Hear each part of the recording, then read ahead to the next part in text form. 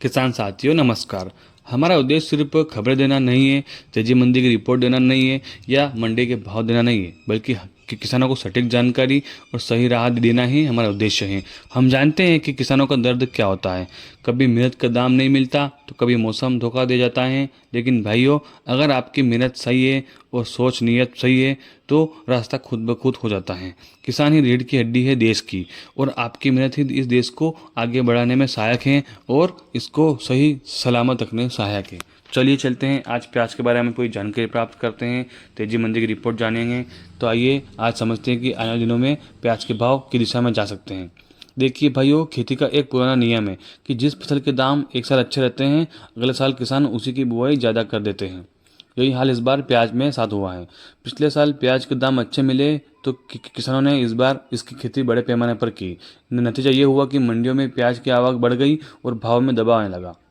लेकिन अब हालात धीरे धीरे बदल रहे हैं। इस बार लाल प्याज की बुआई पहले जैसी नहीं हुई है, क्योंकि कई जगह बारिश के कारण खेत तैयार नहीं हो पाए, और जहां बुआई हुई भी थी वहां फसल को नुकसान पहुंचा है बारिश की वजह से।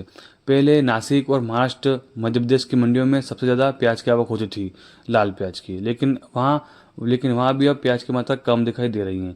कई किसान अपना पुराना स्टॉक बेच चुके हैं और अब बाजार से बाहर हैं, यानी आने वाले दिनों में आवक घट सकती है, जिससे भाव में सुधार देखने को मिल सकता है।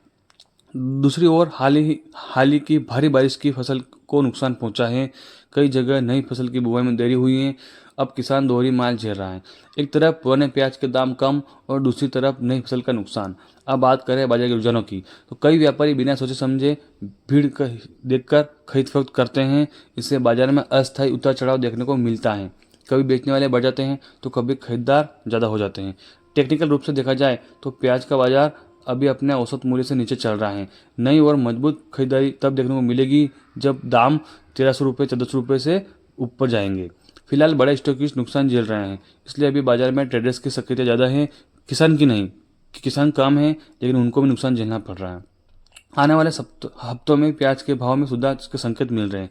पुराने प्याज का स्टॉक फिलहाल बाजार में बना हुआ है, इसलिए अगले एक महीने तक आपूर्ति सामान्य रह सकती है, लेकिन अगर खरीदी तेज हुई तो नवंबर तक प्याज की उपलब्धता घट सकती है और तब बाजार में तेजी का दौर देखने को मिल सकता है।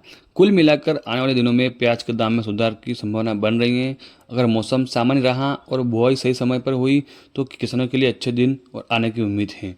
हमारा उद्देश्य वही है जिसने हमें आपने पहले बताया है कि आपकी फसल का लाभ सही मिले और किसानों को उनकी फसल का लाभ सही मिले, उनकी आर्थिक सहायता में सुधार हो और वो आगे बढ़ें, क्योंकि वो आगे बढ़ेंगे तो ही देश आगे बढ़ेगा, क्योंकि किसान ही इस देश की रीढ़ की हड्डी है। धन्यवाद किसान साथियों, नमस्कार। हमें तेजी मंदी रिपोर्ट साथ ही नीमच मंडी देखने के लिए हमें सब्सक्राइब जरूर करें। धन्यवाद।